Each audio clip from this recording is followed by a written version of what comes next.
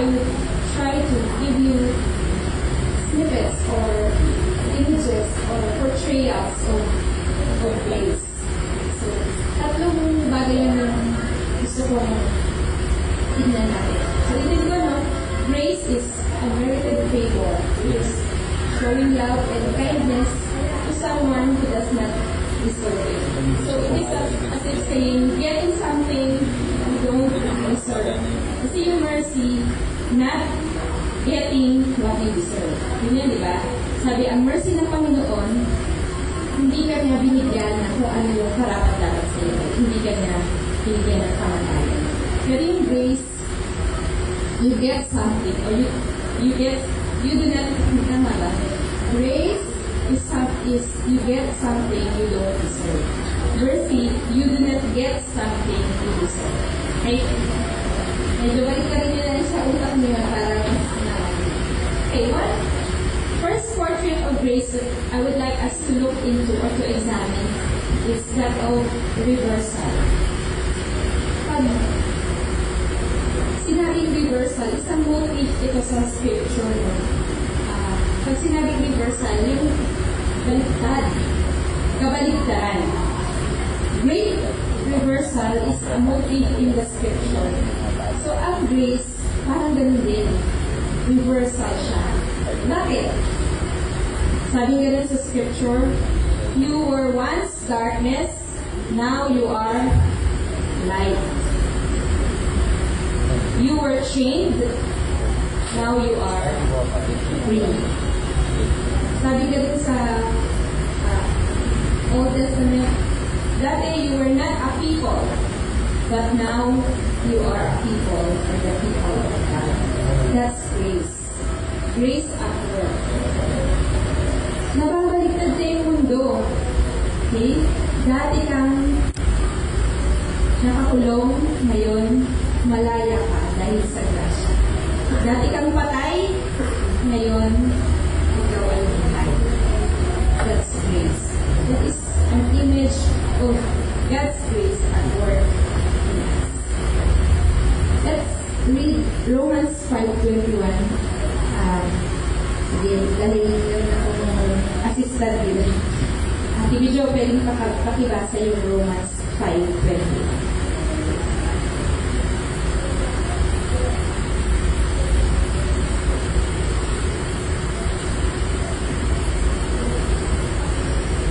Sige, nakuha natin yun, no? Grace, great reversal. Baliktad. Bumabaliktad. Tumatambling tayo pag na-experience natin yung grace.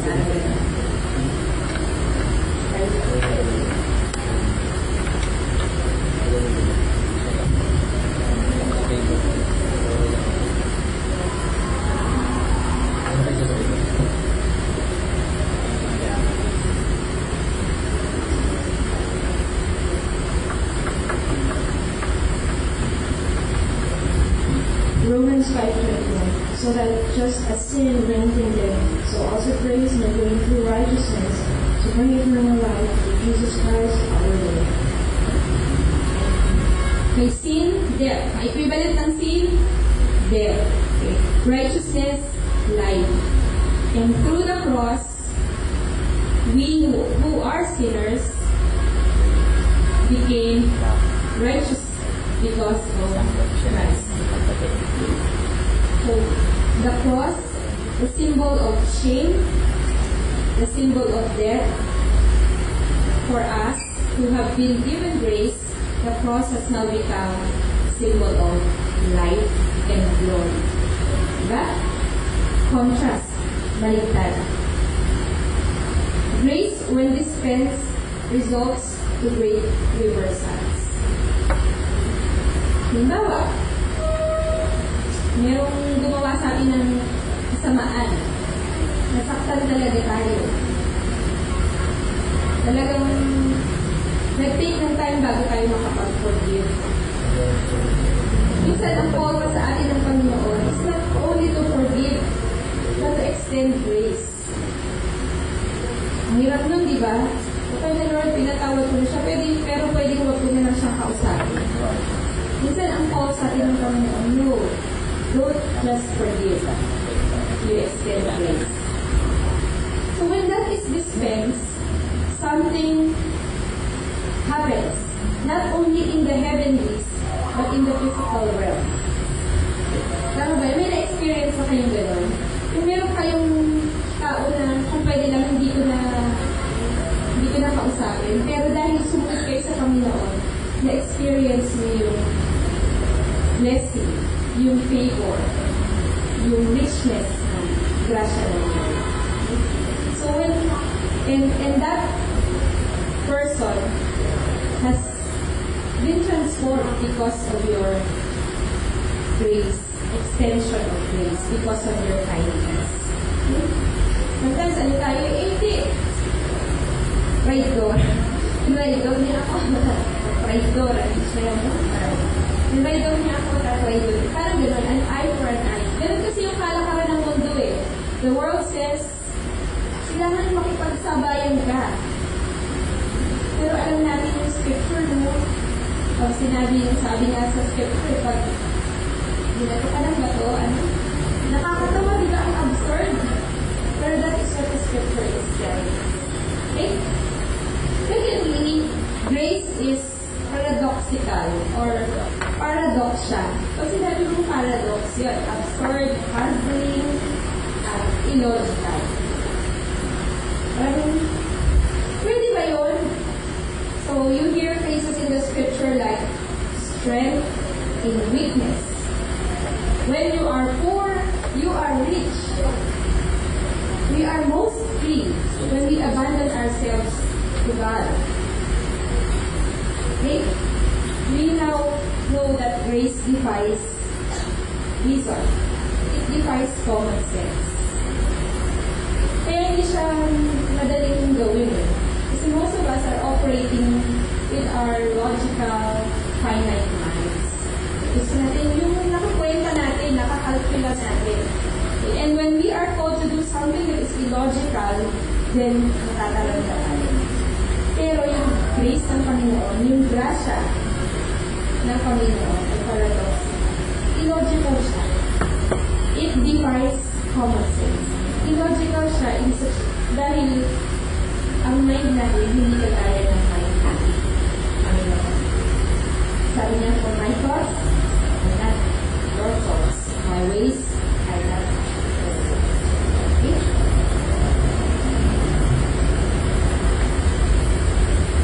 Grace is the power to lead you closer to His image and make you a better person. This power to make us better works when God freely persuades us that it is all right with us the way we are. So when you are freed by grace, you are most powerful. When you feel sure that you can never be condemned for what you are, the power begins to work. When grace persuades you that it's all right with you even when you are wrong, then the power begins to work to make you right. It is okay not to be okay. Okay, huwag natin yun siyang i-misinterpret or i-mistook as a license to sin, no? Ay, okay lang naman pala na hindi ako okay. No. Kasi real grace, when it is at work, actually frees us to be the best person that we can be. When grace is at work, then we have the power, okay, to make things right.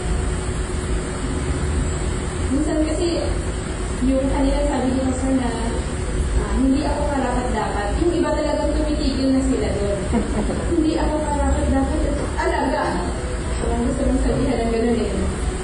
Pero actually, ang sabi ng Bible, pag ang grace ay pumasok at nag-work sa iyo, it will give you the power to make things right.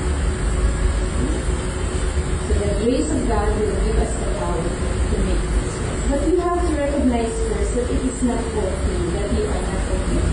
Yung soliloquy ni John Warjan, yung kumakanta siya ng isa, sabi niya gano'n, what did I do? Hindi ko maintindihan bakit gano'n. Ito na yung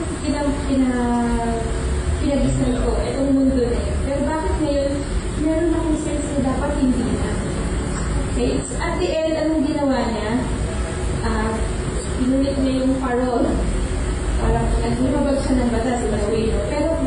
symbolic kasi yun nito na hindi na siya pwedeng mabuhay na katulad pa ng Jean Valjean na kilala niya.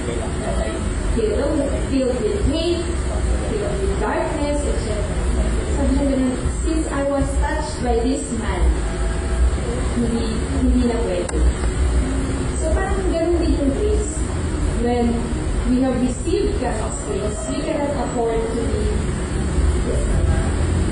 because it gives us the power to make things right. So I think itong bagay na to ay hindi lang applicable sa atin na in need of grace.